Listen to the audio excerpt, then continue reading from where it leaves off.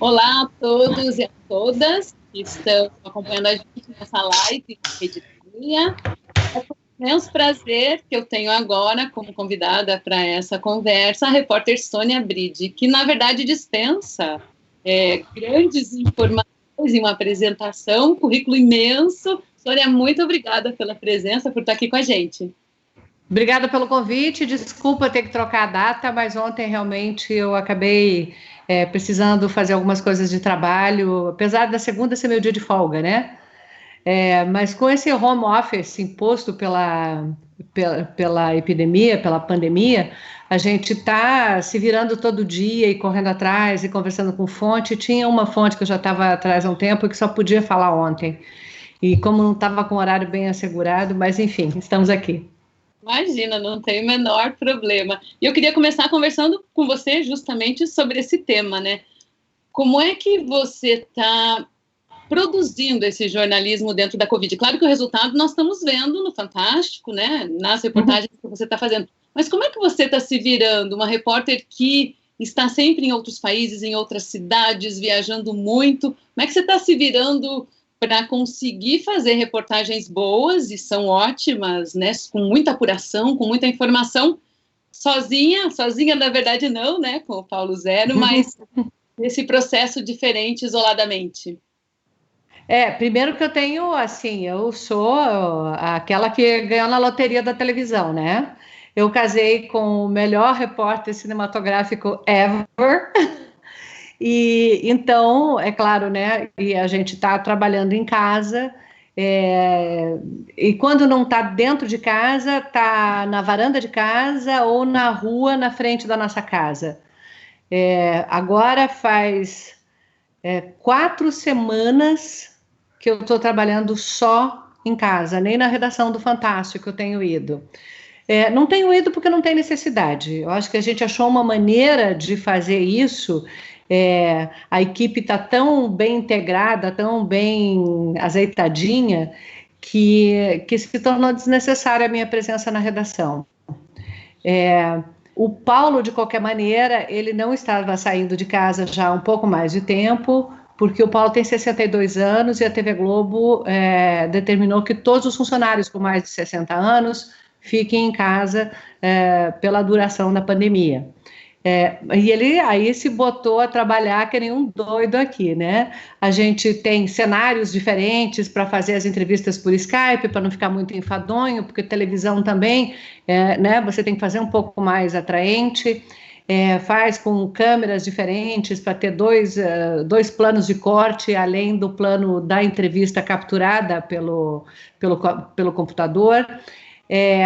A gente tem montado alguns cenários para gravar passagens, por exemplo, na matéria de domingo, tinha uma passagem que eu falava de um restaurante chinês. Eu gravei na minha casa, na varanda.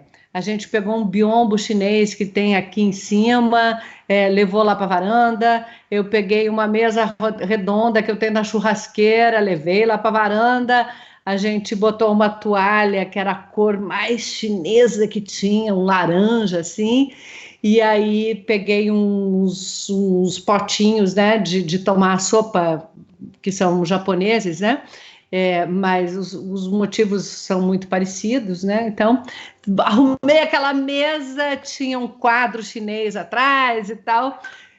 Para a China foi fácil, porque como eu morei na China, eu tenho muita tralha chinesa em casa, né? E a gente montou assim, para dar uma variada na narrativa, porque fica muito chato para o espectador, assim, todo mundo sentado, uma estante de livros atrás e né? Fica um visual muito monótono. O tema já é meio monótono, né? A gente tem falado muito sobre Covid, mas como é que você fala sobre qualquer coisa sem falar de Covid? Né? São novos tempos que estão mudando tudo e mudando toda a forma de fazer, de trabalhar, de se divertir, de conviver com a família, né? Então, mas tudo passa por isso aqui, por uma conversa por Skype, então, ou por Skype, ou pelo Zoom, ou por outra plataforma. Então, variar um pouquinho isso também é uma tentativa que a gente faz para aliviar um pouco o olhar do espectador. E é engraçado, porque 2 minutinhos antes da gente entrar, eu estava conversando com a Sônia e falei assim, mas na matéria de domingo você saiu de casa, né? Ela, não, eu fiz o cenário todo em casa, e isso é fundamental. Hoje de manhã ainda eu trabalhava com os alunos numa disciplina que é de audiovisual, justamente os momentos de respiro do Covid que os telejornais tentam de vez em quando provocar, mas que acabam sendo também sobre o Covid. É muito difícil tratar de outro assunto nesse momento. E você aprendeu alguma coisa já como jornalista nessas 4 semanas aí de pandemia? Nós outro dia conversamos com a Dulcineia Novaes, que é repórter aqui de Curitiba, e ela falou que teve que aprender sobre tecnologia. Claro que os mais jovens manjam mais, sabem usar equipamentos. Você percebe que já há uma transformação no jornalismo por conta dessas ferramentas que nós estamos usando? Eu acho que consolidou, sabe? Porque a gente já tem usado bastante a internet e todas as possibilidades que a internet abriu para fazer um jornalismo muito mais imediato, um jornalismo muito mais de depoimentos e de conversa. Eu apuro e converso com âncora, e isso tem acontecido muito. Não é uma coisa que fazia parte da minha rotina, porque quando eu era correspondente, a internet transformou a vida do correspondente com aquele kit correspondente que você consegue gerar a matéria pela internet. Você pense que quando eu fui correspondente em Nova York, que eu cheguei lá em 96, o celular funcionava mal, era um tijolão desse tamanho, a gente usava beeper. Quer dizer, você estava no cinema, tremia aquela caixinha na sua cintura, você tinha que achar um telefone público, ligar e tal. Durou pouquinho, porque logo foi muito rápido o negócio do celular. O celular chegou no Brasil no comecinho dos anos 90, né? Em 96, mas em 96 ainda era um tijolão, era um troço super caro, uma ligação custava uma fortuna. Então, mesmo quem tinha celular, quando precisava fazer uma ligação, que tinha um telefone público, um orelhão por perto, a gente botava lá a moedinha e falava. Para mandar uma matéria para o Brasil, a gente tinha que comprar um horário de satélite, custava uma fortuna. A gente tinha que achar um lugar onde pudesse fazer o play-out, né? Onde você possa botar sua fita, né? Era uma fita que a gente botava na máquina, né? E aquela máquina estava ligada com um sistema que jogava para o satélite. Então você tinha um horário e um endereço de onde mandar a matéria. Isso limitava muito o nosso tempo, o nosso espaço de trabalho. Por outro lado, a gente tinha um satélite por dia e depois daquele satélite a gente jantava, descansava, né? Tinha vida normal. Depois disso, já quando eu estava na França, a gente passou a mandar tudo pela internet. Então, na China ainda, a gente já gerava por internet, né? E às vezes a internet ruim, não sei o quê, uma coisa que você poderia levar 10 minutos mandando, ou era 20 minutos de satélite, ficava 3 horas de babá da geração, né? Ali mandando e separando em pequenos arquivos. Enfim, isso tudo melhorou muito. Mas então, essa parte eu peguei ainda, né? Depois, quando eu voltei para o Brasil, já tem 10 anos, eu faço matérias especiais para o Fantástico. Então, assim, se eu fizesse pela internet, não seria matéria especial, né? Então, assim, eu acho que a característica muito forte das minhas matérias é que eu vou nos lugares, eu converso com as pessoas, entro na casa delas, vejo o ambiente, né? E isso ficou impossível nesse momento, né? Mas algumas matérias eu tenho conseguido conversar com os entrevistados e orientar sobre como captar algumas imagens de apoio, né? Na semana passada, não esse domingo, o outro anterior, tinha um menino que estava isolado dentro do próprio quarto. Eu expliquei para ele como é que ele podia botar o celular, ele acabou apoiando na janela, né? E deixar o celular parado ali gravando, enquanto ele assiste televisão, enquanto ele vai e pega a comida na porta, assim, para a gente poder ter um pouquinho mais de imagem para ajudar a ilustrar, né? Porque a gente está vivendo muito hoje o fenômeno da TV, do rádio na TV, né? Porque toda estação de rádio hoje também transmite com imagem pela internet, né? Você pode ver o Milton Jung de manhã pelo computador, vendo a imagem dele, né? Enquanto ouve na CBN, enfim. E hoje a gente está meio que fazendo isso, né? Esse novo rádio. Mas é uma coisa temporária. É uma coisa temporária, porém é uma ferramenta que a gente já vinha usando bastante e que a gente vai continuar usando muito, né? Agora, quando você falou sobre aprender, a gente tem que aprender a lidar com essas tecnologias, né? Enfim, tem algumas das ferramentas que eu nunca nem tinha ouvido falar, mas também nada como é que é? Cirurgia do cérebro, né? Tudo coisa que você rapidinho aprende e se vira.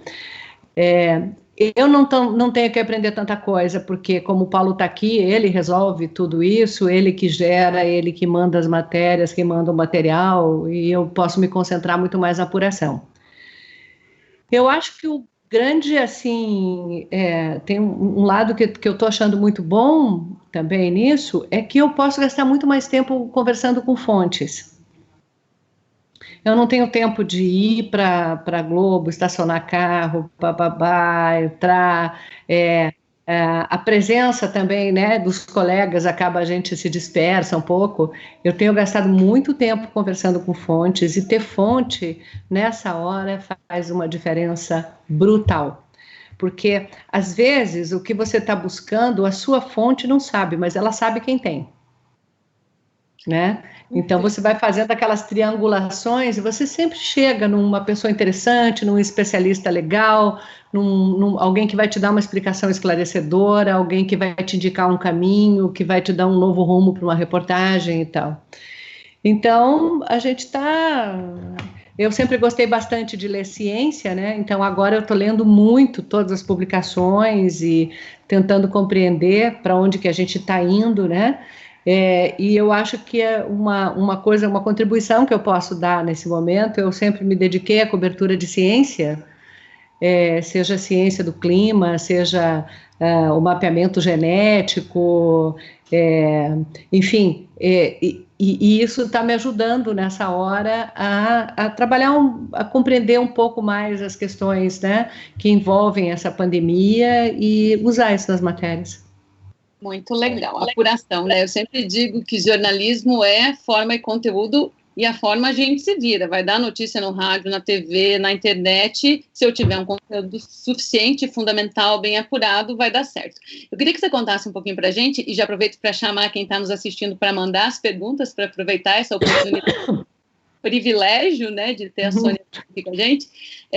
Você viveu na China por muitos anos, né, como correspondente, e quando você começa agora a ouvir todas as críticas infundadas e as bobagens que falam com relação ao povo chinês, te dá uma certa agonia maior, que talvez que dê na gente mesmo, que ao ouvir besteiras já fica se sentindo mal? Como é que é essa tua relação com a China?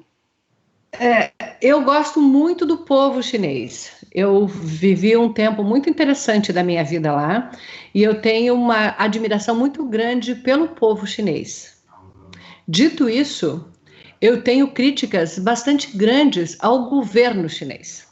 A maneira como o governo chinês se comporta com os seus cidadãos e com o resto do mundo.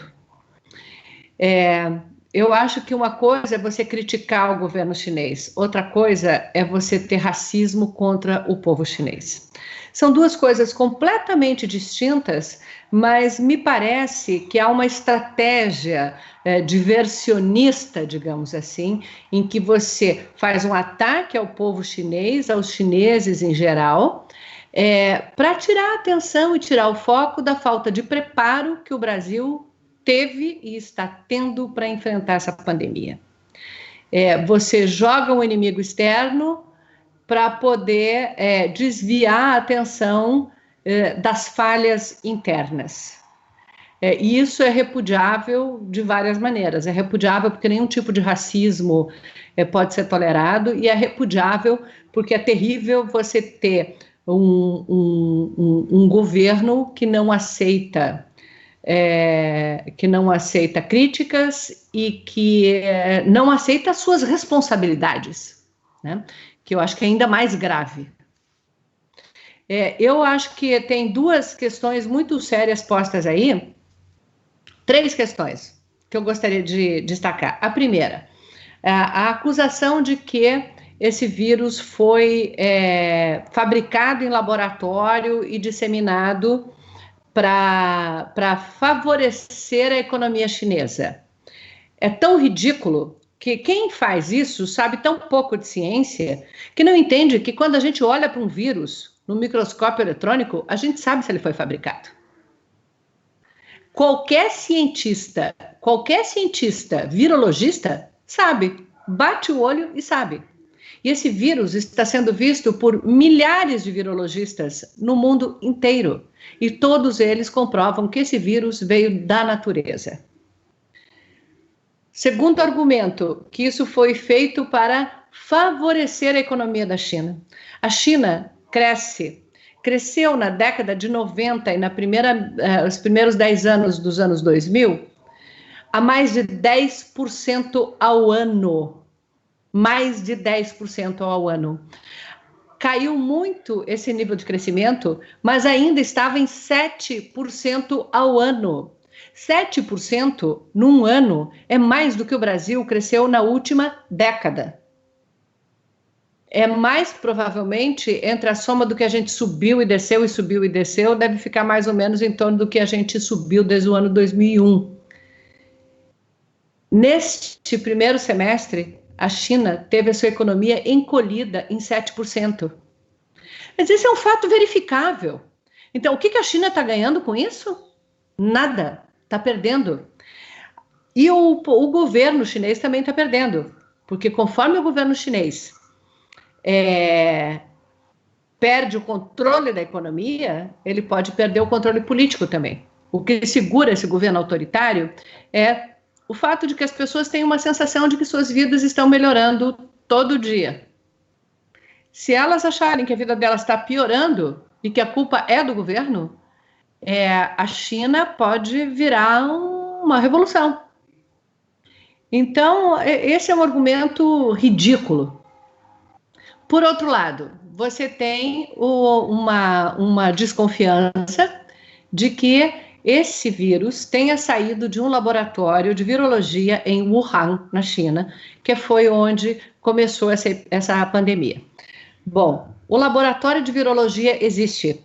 Ele foi feito, patrocinado pelos americanos, depois do surto de SARS, que durou de 2002 a 2005, justamente para que os chineses possam estudar o surgimento de novas doenças e ajudar a conter. Houve denúncias há uns 3 anos de que os protocolos de segurança nesse laboratório não estavam sendo muito bem obedecidos. Diplomatas americanos mandaram essas telegramas para os Estados Unidos fazendo essa queixa, pedindo ajuda para o laboratório. 2 coisas. Esses diplomatas não eram cientistas, eles não tinham condições de fazer a avaliação séria sobre o que é um protocolo de segurança, se está sendo seguido ou não. Segundo, os Estados Unidos, avisados de que havia um risco naquele laboratório, um laboratório que eles financiaram, eles botaram em pé e ao qual eles tinham todo o acesso, o que eles fizeram? Qual foi a resposta que eles deram? Eles foram lá ajudar os chineses ou eles permitiram que a coisa desandasse? Então, se isso aconteceu, há uma responsabilidade dupla aí. Isso precisa ser investigado. Porque se isso realmente aconteceu, é que nem quando cai um avião, gente. Cai um avião, mata 200 pessoas, a gente tem que chegar à origem disso. Uma pandemia que já matou centenas de milhares no mundo inteiro, ela precisa ser investigada e nós precisamos saber exatamente qual é a origem dela. É um direito que nós, a humanidade, temos. Nós temos esse direito e o governo chinês tem que abrir as portas para que uma investigação independente seja feita. Ainda bem que a gente tem o jornalismo que pode apresentar esses dados se conseguir chegar a ter acesso, né? Então, assim, eu acho que o Covid veio também para fortalecer o jornalismo, não só o jornalismo televisivo, que ganhou muita credibilidade, mas também o jornalismo como importante para a sociedade, né? Eu vou agora ler alguns comentários das pessoas que estão aqui. A Brenda, um sobrenome diferente, disse: Oi, Sônia, parabéns pelo seu trabalho, eu te admiro muito, estou doida para ler os seus livros. Como você decidiu colocar suas histórias de jornalista no papel para compor seus livros e como foi todo esse processo? Daí a gente fala um pouquinho da sua carreira, que eu acho que é muito legal. Eu já vou emendar uma pergunta, né? Tem um livro aqui atrás, até na minha estante, que eu compro para os meus filhos, já comprei todos, das mulheres espetaculares, as grandes mulheres brasileiras. Se a gente fizer um livro sobre as grandes jornalistas brasileiras, certamente Sônia Bride vai contar a sua história, estará lá, né? Então conta pra gente como é que foi o processo e como é que foi ser mulher desbravando muitas histórias e em países que você teve também que aprender a cultura local e como é que a mulher era recebida nesses lugares, ainda mais uma mulher de fora e assim por diante, com outra cultura. A primeira coisa que eu acho que é assim, ser mulher não é a mesma coisa que ser homem reportando. A gente presta atenção em detalhes, a gente presta atenção em coisas que os homens geralmente negligenciam. Entre elas, relações humanas, o afeto, a felicidade das pessoas, né? Os homens tendem a se concentrar muito mais em dados econômicos e dados, enfim, em números para avaliar uma situação, e tendem a olhar muito pouco para essas outras questões. Quando eu escrevi o Lauai, que é um livro de memórias dos 2 anos que a gente passou na China, primeiro eu custei a aceitar a ideia de escrever um livro, porque quando a gente chega na China, na primeira semana você acha que você tem um livro. No primeiro mês você acha que talvez um artigo, e depois de um ano você sabe que você não sabe nada do país, que é tudo tão diferente e você se sente incapaz de fazer qualquer coisa. Eu fui convencida por amigos que me diziam: Sônia, as histórias que você conta pra gente quando a gente senta para conversar são tão interessantes, por que você não bota isso num livro? Quando eu decidi que eu podia fazer um livro despretensioso, um livro contando a minha experiência, aí eu achava também que a experiência da minha família, né, vivendo na China, era parte importante disso. E a decisão de você expor sua família assim também não é muito fácil, né? Então me custou começar a escrever até que o meu marido e os meus filhos, o Pedrinho nem tanto, porque ele era pequenininho na época, mas a Mariana, me disseram: fala, mãe, faça esse livro, faça. E aí, finalmente, eu já estava morando em Paris há 1 ano, quando eu fui escrever, sentei e escrevi o livro em, eu acho que umas 4, 5 semanas eu estava com o livro escrito, porque estava tudo muito solidificado na minha cabeça. O Diário do Clima tinha uma outra motivação. Eu fiz uma série grande sobre mudanças climáticas. Eu fui a muitos lugares onde eu vi com os meus olhos as mudanças climáticas acontecendo. Eu entrevistei muitos pesquisadores, muitos cientistas, e a televisão, ela enxuga muito as coisas, né? Então, às vezes eu tinha 15, 20 horas gravadas para uma matéria de 15 minutos. E principalmente as entrevistas, eu achava que a gente podia explorar mais e permitir que as pessoas tivessem acesso a uma leitura em que elas compreendessem os detalhes de como funciona a ciência do clima. Então, juntando isso com as aventuras de você estar lá no Ártico, numa geleira, ou você subindo o Monte Kilimanjaro, ou no meio da Austrália, ou numa ilha perdida lá no Pacífico, em Vanuatu, enfim, que isso ficaria um pacote mais charmoso para você embrulhar a ciência do clima, e aí foi isso que eu fiz. Nos livros tem muitos relatos, assim, de como muitas vezes o fato de você ser mulher te impede acesso, te dificulta acesso, né?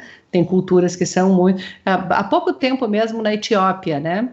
A gente chegou no monastério, o Paulo entrou com a câmera, o assistente foi, e eu sentei do lado de fora e esperei, porque mulher não entra.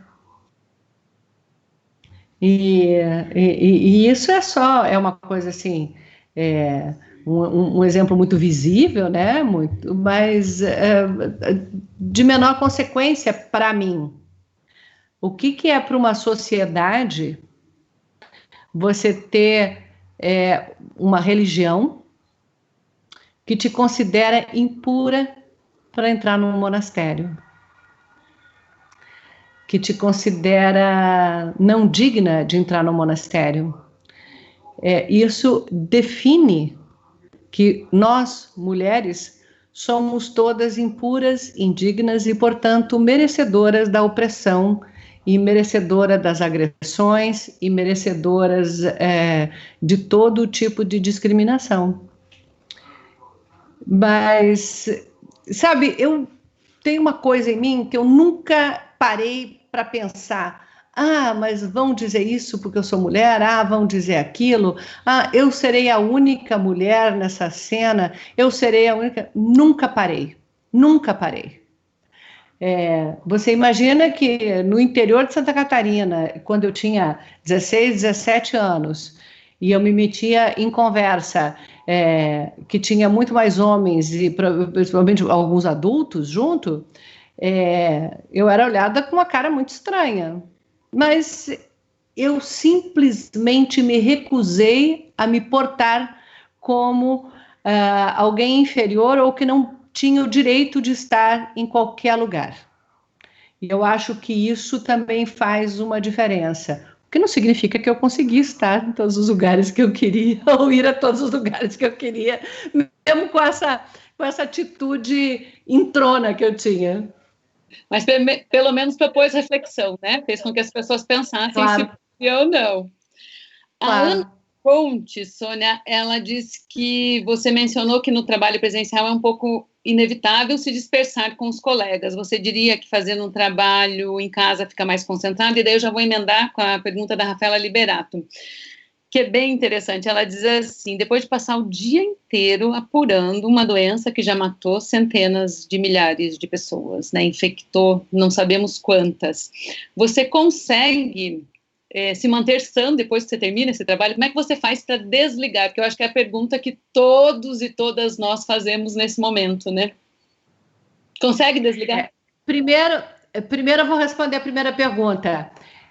Aqui em casa eu não estou com a distração assim de conversa com um colega, e não é para bater papinho de banalidades.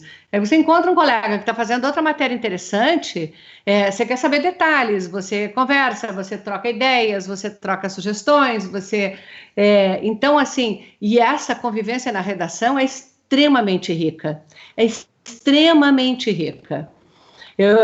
Assim, a cada conversa que você tem com um colega é um brainstorming, você tem insights, você tem, né?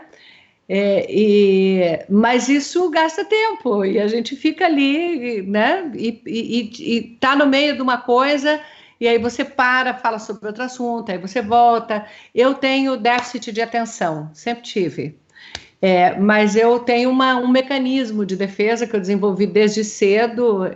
Eu só fui diagnosticada depois de adulta, mas então você veja que eu passei infância, adolescente, a juventude, meu tempo de faculdade com déficit de atenção, sem saber o que era isso que eu tinha. Eu entro num túnel. É uma defesa que é bastante comum com quem tem déficit de atenção, que chama hiperfoco. Então, se eu estou prestando atenção numa coisa, às vezes está caindo o mundo aqui ao lado, eu não estou ouvindo. Então, isso faz que o meu trabalho renda muito na hora que eu estou focada. Nos dias que eu estou atacada de déficit de atenção, não tem Cristo que faça avançar, né? Mas, enfim, aqui em casa eu não paro para conversar com as outras pessoas, não vou trocar de assunto, mas eu tenho um filho que está tendo aula de universidade dentro de casa, está fazendo 6 a 7 horas de aula por dia, fazendo prova, estudando, não sei o quê, com todas as limitações. Então, claro, quando ele está lá no quarto dele tendo aula, está tendo aula. Quando ele não está tendo aula, eu paro tudo, a gente vai ter uma convivência familiar. Eu estou lavando, passando, cozinhando almoço e jantar todo dia. Claro que com a ajuda do Paulo e do Pedro, né? Ou, às vezes o Paulo, se eu estou na apuração muito correndo, ele vai e faz o almoço sozinho ou faz o jantar. Se ele está organizando o material e gerando, eu já gravei o que tinha que gravar, vou eu lá, né? Então a gente é muito solidário assim nessa divisão de tarefas. Estou limpando casa, estou fazendo tudo, porque eu não quero submeter as pessoas que dão apoio aqui em casa a ficarem rodando por aí e fazendo uma coisa que eu sei que não está certo. Nessa hora você tem que ficar em casa. Então, assim, não está fácil de se concentrar, porque às vezes assim, eu boto uma coisa no fogo, atendo o telefone, esqueço a coisa no fogo, aí vai. Mas enfim, a gente está se virando. Como é que a gente se desliga? Eu acho que todo repórter que já viveu tempo suficiente nessa profissão aprende a compartimentalizar um pouco, né? Mas isso é muito forte, porque eu não estou reportando sobre o que está acontecendo com os outros, eu estou vivendo isso. Eu estou vivendo a quarentena aqui, minha filha e meus netos estão num sítio aqui perto do Rio de Janeiro, a gente não está tendo os almoços de domingo, não está tendo aquela convivência com as crianças, que eu adoro, eu morro de saudade. Enfim, tem toda uma consequência. E aí, quando a minha mãe está no interior do Paraná, ela mora em Guaíra, minha mãe vai fazer 80 anos, a festa de aniversário dela já foi cancelada, a gente não vai poder fazer, mas a gente brinca, minha mãe está com problema de memória, né? Está já com alguns efeitos da idade, e a gente diz assim, não tem problema, a gente faz ano que vem e diz para ela que ainda é do aniversário de 80, ela não vai perceber. Mas eu queria poder viver, minha mãe, a minha sogra está em Brasília, tem 89, tem Alzheimer, não entende por que não pode sair de casa, por que a gente não está indo visitar. É muito difícil, é muito difícil. Eu morro de medo que aconteça alguma coisa com elas e que eu não possa sequer acompanhar. A cada vez que eu vejo que a Covid pode, sim, atingir as crianças, a minha neta tem asma, infelizmente puxou a mim, e asma é um fator de risco, e aí, né, a sua cabeça fica... E a cada vez que eu vejo que as pessoas estão afrouxando a quarentena, porque tem, infelizmente, a autoridade máxima do país dizendo que isso é uma gripinha, quando nós já estamos chegando a 8 mil mortos, que a gente tem mais de 100 mil infectados, tem famílias devastadas por essa doença, eu, às vezes, perco o sono pensando o que vai ser. Quando eu paro para pensar na realidade do Rio de Janeiro, essas favelas em que as pessoas não têm sequer a opção de fazer um isolamento social, esse abismo social que existe, eu perco o sono. Aí numa noite você perde o sono, na outra você está tão cansado que você apaga, e aí você está zerado para perder o sono no dia seguinte. Eu tento todo dia ler, antes de dormir, ler um livro que não tenha nada a ver com pandemia, com nada, ver um seriado na TV. Agora já está meio que acabando meu playlist aí, que eu já tinha escolhido, mas outras coisas vão chegar. Estamos todos no mesmo barco, porque nenhum de nós sabe o que esperar do futuro. E realmente é um momento que nenhum jornalista talvez tenha vivido, né? Que é de se colocar numa situação que se está relatando com os mesmos medos que o mundo inteiro vive. Desculpa. Esqueci de desligar o áudio do telefone. Pronto. Normal.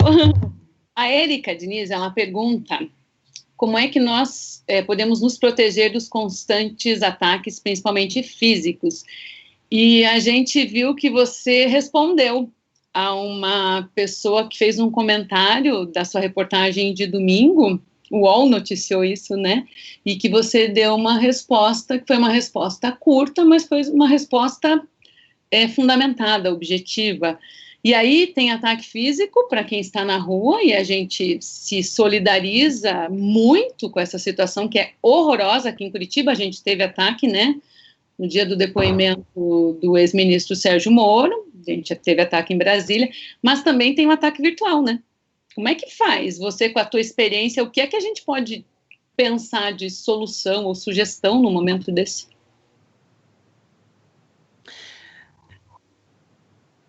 Bom, eu tenho, assim, como prática de relacionamento com as redes, de tentar não alimentar os animais. Você não alimenta não respondendo. Mas como se tratava de uma pessoa que escreveu ali radialista, ela está lidando com um público radialista e me escreve uma bobagem daquelas, uma idiotice daquelas. Vai mostrar os hospitais vazios aonde? O Brasil sem Covid não tem hospital vazio. O Brasil sem Covid ou com Covid só tem hospital vazio onde a corrupção rola solta, a nomeação política rola solta, a incompetência rola solta para deixar um hospital vazio, porque está cheio de gente precisando de hospital. Então, assim, qualquer pessoa que realmente se importa com a qualidade de vida de todo mundo sabe disso. E então, assim, essa insinuação de que a gente está incentivando a catástrofe. Gente, são quase 8 mil mortos. E a imprensa está exagerando? Tente ver quantos voos, quantos Boeing 737 dá para enfiar. Você vai precisar derrubar para matar mais de 7 mil pessoas. É de uma desumanidade isso. É uma corja egoísta e burra. Infelizmente, eu não me contive e tive que responder para ela que o jornalismo trabalha com fatos. Que na ficção ela bota qualquer coisa que tem na imaginação dela. Mas o jornalismo, nós trabalhamos com fatos. Eu fiquei até admirada de ver a repercussão que deu, né? Porque foi uma resposta que eu botei dentro do Instagram do Fantástico e fiquei até impressionada de ver a repercussão que deu. Mas eu acho que justamente por isso as pessoas estão cansadas. Nós temos um grande inimigo para derrotar. É um vírus, se chama SARS-CoV-2. Está matando muita gente, está matando os frágeis da nossa sociedade, está matando os nossos pais, as nossas mães, os nossos doentes, aquele tio safenado, aquela tia que tem diabetes, aquelas crianças que têm diabetes tipo 1, hereditária. Então, assim, e você vê que as pessoas estão minimizando isso, é uma coisa revoltante, é nojento, é indigno do povo brasileiro. É indigno. E a gente não tem outro sentimento a não ser ficar muito, muito triste. Isso causa mais ansiedade. Eu acho que a resposta que você deu foi de empatia com todos nós que pensamos da mesma forma. Por isso, talvez ela tenha repercutido tanto, né? Como uma resposta lacradora. Tem muitas coisas. Agora o ataque físico, como é que a gente se defende? Eu não vou andar de segurança por aí, não vou. Agora, não tenha a menor dúvida que qualquer um que levantar um dedo contra mim vai responder judicialmente. Vai responder judicialmente, vai responder na polícia. Eles podem achar que podem tudo, mas eles não podem. Não podem. Isso aqui é uma democracia. Nós temos 3 poderes. E deve estar sendo terrivelmente frustrante para quem achava que o poder executivo pode tudo. Não pode, não. Pode só o que está na Constituição. A gente tem várias perguntas, muita gente querendo saber muita coisa. Eu não vou conseguir perguntar tudo, mas eu vou colocar uma coisa aqui que é da sua carreira também. Tem egresso nosso que trabalha na RPC, produzindo, editando, fazendo de tudo um pouco, e ele tem uma curiosidade que eu também tenho. Ele pergunta como é que funciona o seu processo de edição, quando você viaja para longas viagens, como é que você seleciona e organiza o material, né? Se a gente for pensar, por exemplo, na matéria do Rio Ganges, quanto conteúdo tinha naquele material para você organizar na série cada momento? E eu também tenho uma curiosidade imensa. Eu já percebi que você se relaciona muito bem com o idioma, né? Tanto que a matéria de domingo do Fantástico deixou muito claro que você apura fora do Brasil e que você consegue dados de institutos de pesquisas. Então, eu imagino que você tenha uma facilidade nessa pesquisa mesmo. Mas e com pessoas, né? Como é que funciona esse teu processo de fazer uma grande produção? Essas séries, assim, eu fui aprendendo e desenvolvendo o meu método conforme eu fui andando, né? A primeira grande série que eu fiz foi a série do clima, que foram 10 matérias, mas ali estava muito assim, desde a proposta das pautas, a gente sabia que eram, assim, cada lugar era uma pauta, né? Era uma matéria, sabia onde é que separava e onde é que juntava, né? Depois disso, em 2012, eu fiz uma série chamada Planeta Terra, Lotação Esgotada. Foi sobre a superpopulação, né? A gente tinha acabado de chegar a 7 bilhões de pessoas, e como é que a gente vai ter água, comida, esgoto, energia, trabalho, moradia para todo mundo. Eu fui chamada pelo projeto Globo Natureza, foi a primeira série que eu fiz com eles, e o Humberto Pereira, que era o diretor do Globo Natureza, me disse assim: Sônia, a gente quer que você faça uma série, mas a gente só tem a chamada diz assim: a repórter Sônia Bride percorre os países mais populosos do mundo para responder. Vai ter água para todo mundo? Vai ter energia para todo mundo? Vai ter comida para todo mundo? Bom, você imagine que eu mergulhei numa pesquisa absurda. Nós separamos os 5 países mais populosos. O Brasil era o 5º na época, agora o Paquistão passou o Brasil. Então era China, Estados Unidos, Índia,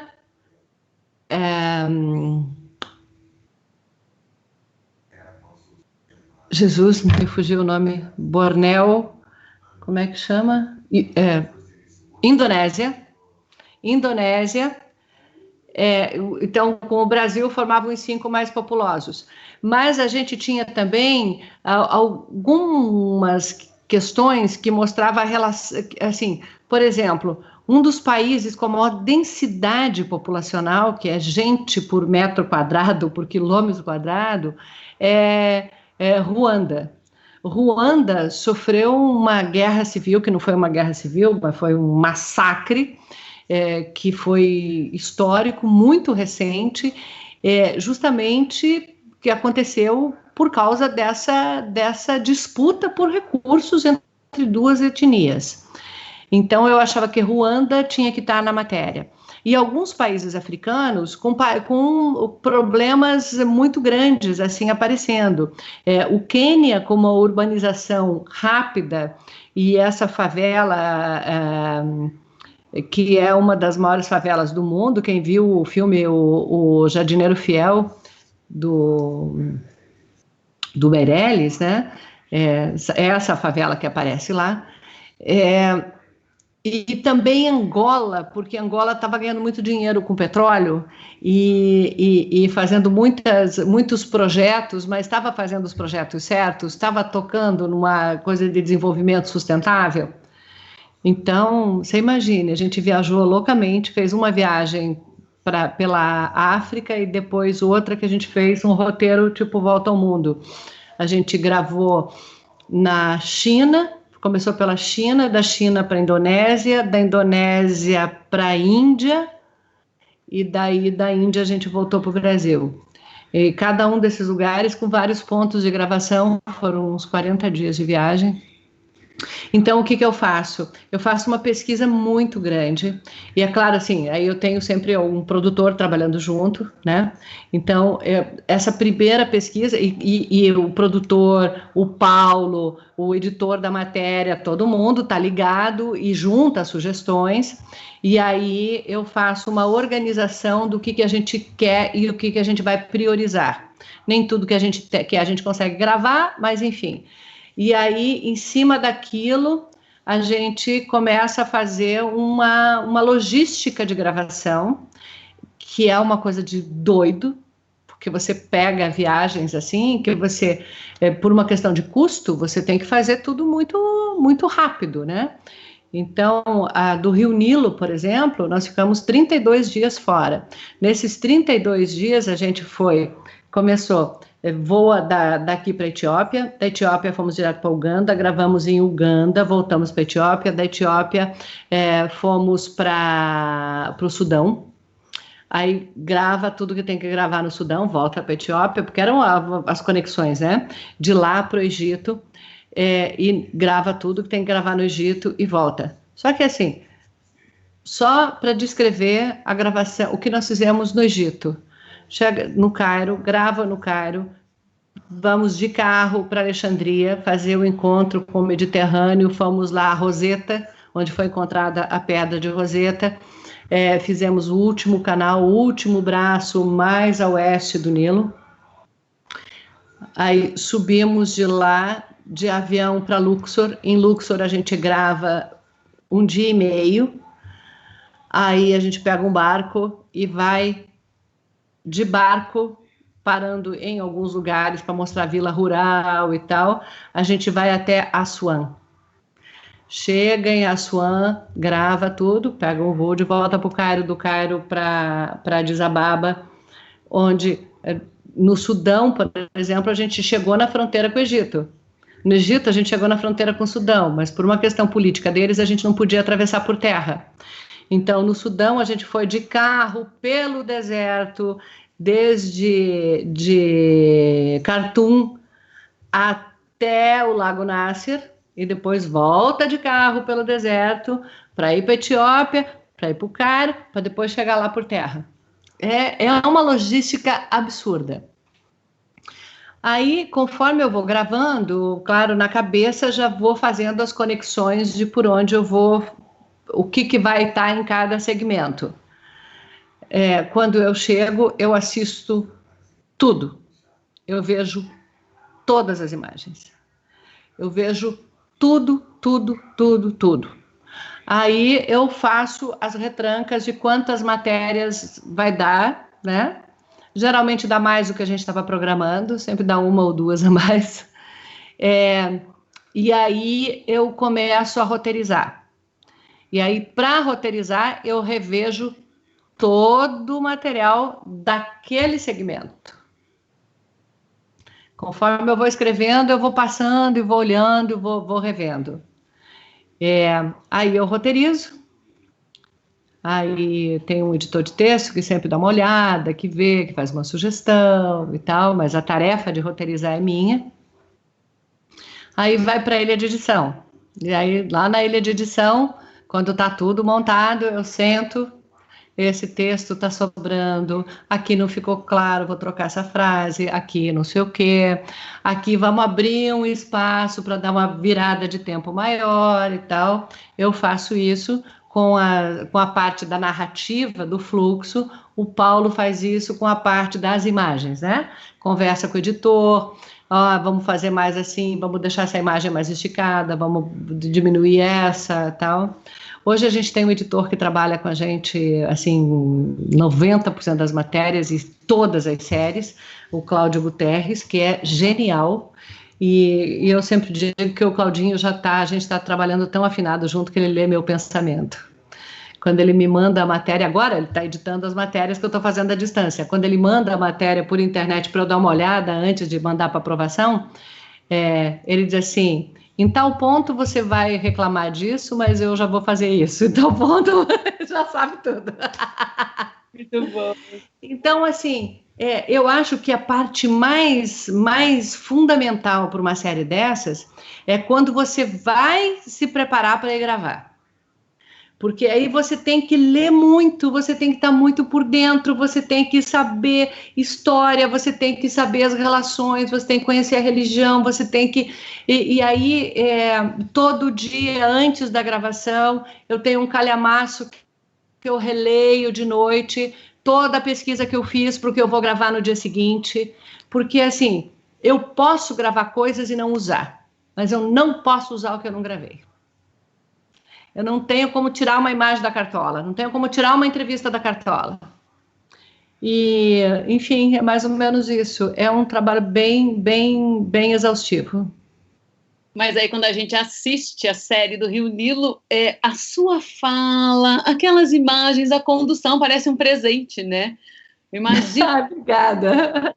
Eu e quantas pessoas que não fomos e não sei se um dia iremos, né, conhecer o Egito, a África, enfim, a gente se sente presenteado mesmo de conseguir meio que andar com vocês dois lá pelo Rio Nilo. É sensacional. Então, assim, claro que não há pouco trabalho, há muito trabalho, mas o resultado é sensacional. Não, e tem umas coisas assim que esse trabalho permite a gente, né? Quando que eu, se não fosse jornalista, ia entrar sozinha na tumba de Sete primeiro? Sozinha não, estava eu, Paulo, produtor, o assistente, e estava um egiptólogo brasileiro que estava de consultor da gente, né? Mas não tinha uma pessoa lá dentro, não tinha um turista, não tinha uma pessoa que cuida do lugar lá dentro, só nós. Teve uma tumba no Sudão, que era de uma rainha, mãe de um dos faraós negros, que eu entrei realmente sozinha, eu e uma lanterna, me senti Indiana Jones ali, entendeu? Desbravando o lugar. Eu e uma lanterna dentro da tumba. Então, essas coisas, assim, a gente vive momentos nessa profissão que só o jornalismo te dá. Só o jornalismo te permite, ao mesmo tempo, fazer isso e, ao mesmo tempo, entrar no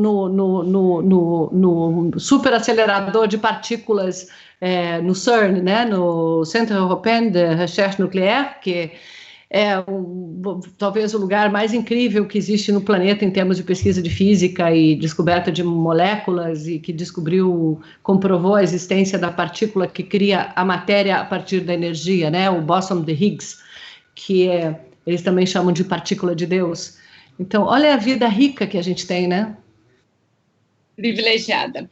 A Maria Luísa, e com isso eu acho que eu vou encerrando. A Sônia, ela é muito, muito generosa de ficar tanto tempo conversando com a gente, então peço desculpas pelas perguntas que eu não fiz, mas a Maria Luísa, ela diz: oi, Sônia, sou catarinense também e amo seu trabalho. Como mulher e jornalista, qual é o seu conselho para futuras jornalistas quando o assunto é preconceito? E eu já emendo, qual é o seu conselho para o estudante de jornalismo de hoje, que está apaixonado pelo jornalismo, vendo as possibilidades que o jornalismo nos dá? Eu acho que para essa segunda pergunta, eu acho que você deu a resposta lá no começo. Jornalismo é conteúdo. Não interessa qual é a plataforma onde você vai divulgar o seu conteúdo. Ainda bem que existe a internet hoje, né?